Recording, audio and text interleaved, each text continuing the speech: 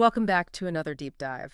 Today we are going to peel back the curtain on a world that, let's be honest, most of us completely take for granted. Oh, completely. We just assume that when we walk into a pharmacy, the medicine we need is just there. Right, like magic. It's the ultimate invisible infrastructure. When it works, you don't see it at all. But when it breaks... When it breaks, it's a headline news crisis. Exactly.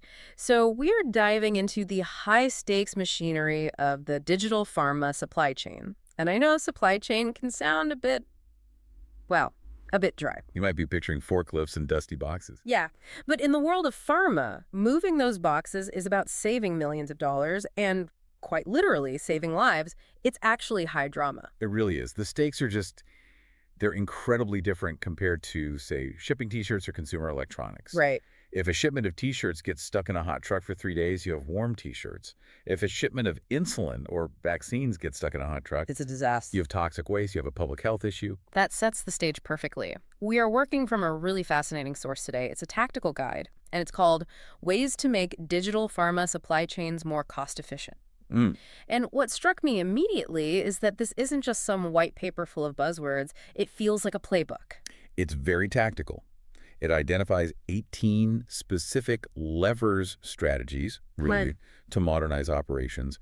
And the mission here is so crucial. It's not just about profit. No, this isn't just cutting costs to boost the stock price. It's about the fact that operational inefficiencies are currently bleeding these companies dry, which, ultimately impacts how affordable and accessible medicine is for everyone. Right. And looking at these 18 levers, I have to say, some of this sounds straight out of a sci-fi novel. I mean, we've got artificial intelligence, digital twins, robotic warehouses. It does sound futuristic, Yeah. but the source is very grounded in the why. It makes a strong point that we shouldn't use AI just to say we're using AI. It's about the result. It's about capturing massive efficiencies, finding money that is currently just evaporating all along the supply chain. Yeah. So let's get into it.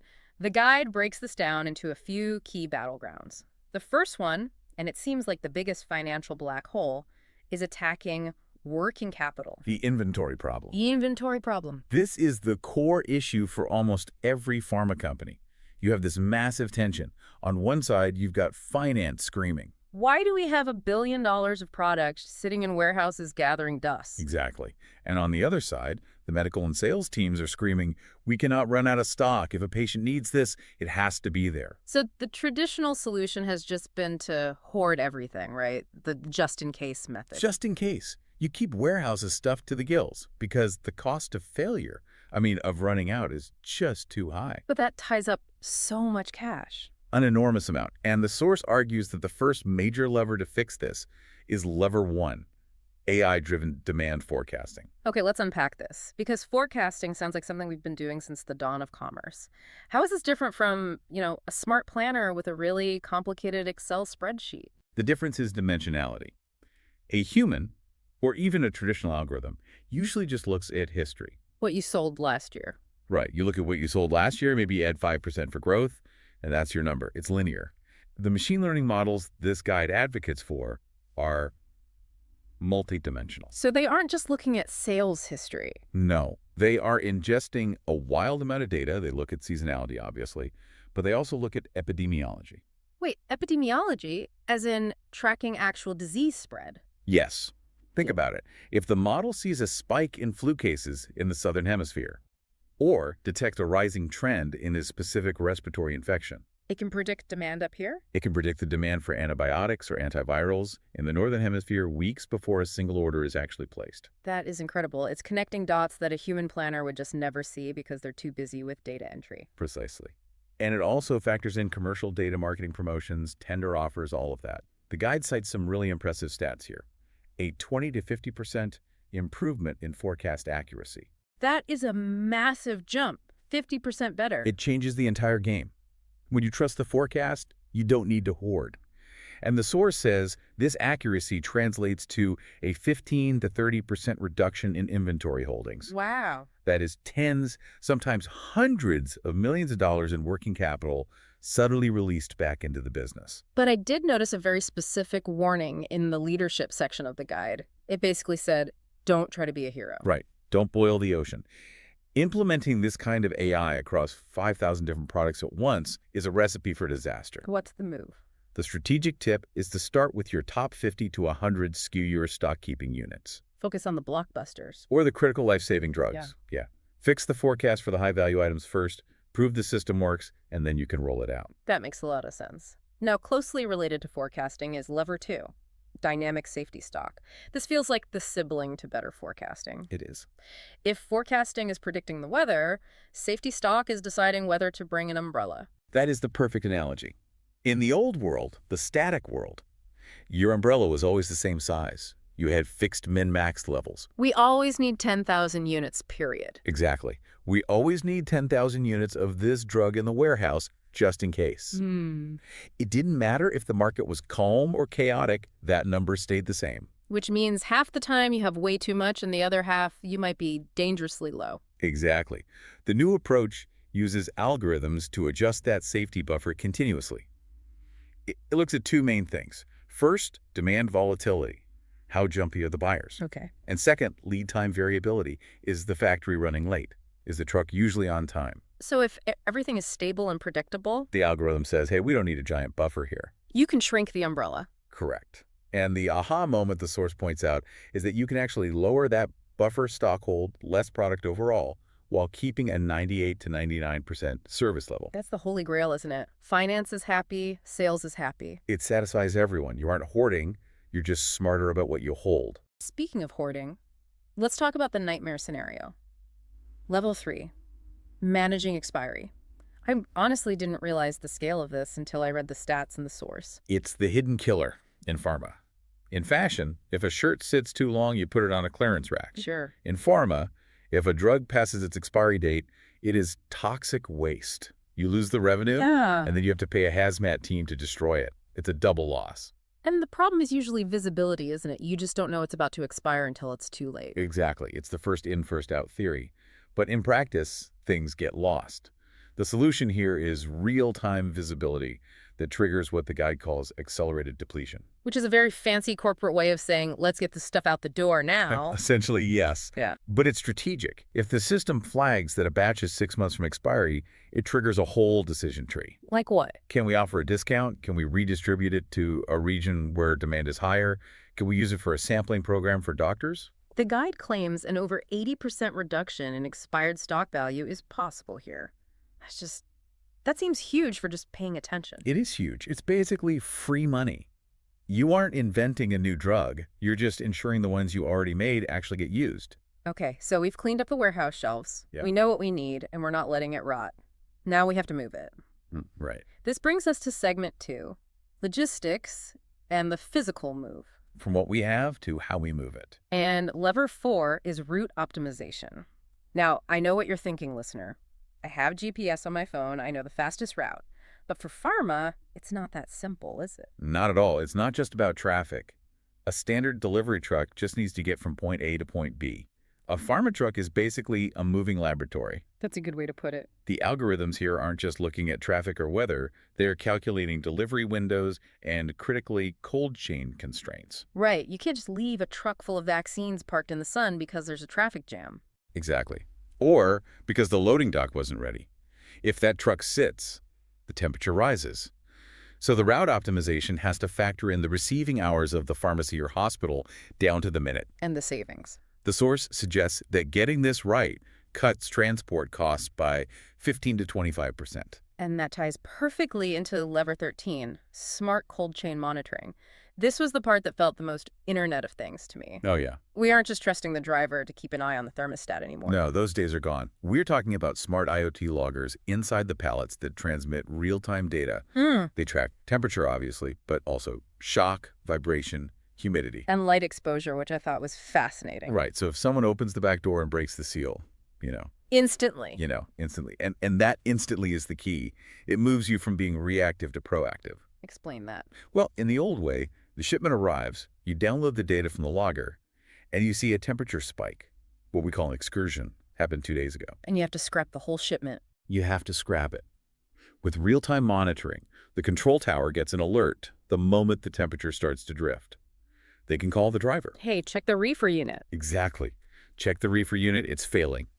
Or redirect to the nearest cold storage facility immediately. You save the shipment. And the source puts a number on this too, a realistic 20 to 30% reduction in cold chain losses. That's significant. It really is, especially with high-value biologics. And there is one more layer to logistics here. Lever 5, network and node optimization. This is a bigger picture question. It's about taking a step back and asking, are our warehouses even in the right place to begin with? This is where the concept of digital twins comes in. Yes. Think of a digital twin as a flight simulator for your supply chain. You create a digital replica of your entire network. You can model different scenarios without spending a dime. What if we close this warehouse and open 2 smaller ones over here? Precisely. What if we use cross-stocking instead of long-term storage? You can crash the plane in the simulator so you don't crash it in real life. I like that. And the guide suggests that just optimizing this physical structure, putting the buildings in the right places, can take out another 10 to 15% of logistics costs. So we've got smarter inventory, smarter trucks, and smarter warehouses. Let's go upstream to where the magic actually happens. The factory floor. Segment 3. Manufacturing. This is where efficiency meets compliance in a big way. And lever 11 caught my eye. Predictive maintenance. We see this in other industries, but why is it so critical here? Because in pharma, a shutdown isn't just an inconvenience. It's a compliance nightmare. If a filling machine breaks down mid-batch, You can't just fix it and turn it back on. no, the sterility might be compromised. You might have to scrap the entire lot. Ouch. So $10 part break-in could cost $1 million in product. Easily. So, using IoT sensors to predict failures, listening to the vibration of a motor, watching the heat signature on a pump lets you fix it during scheduled downtime. It prevents those catastrophic unplanned shutdowns. And then there's lever 12, digital batch records, or EBR.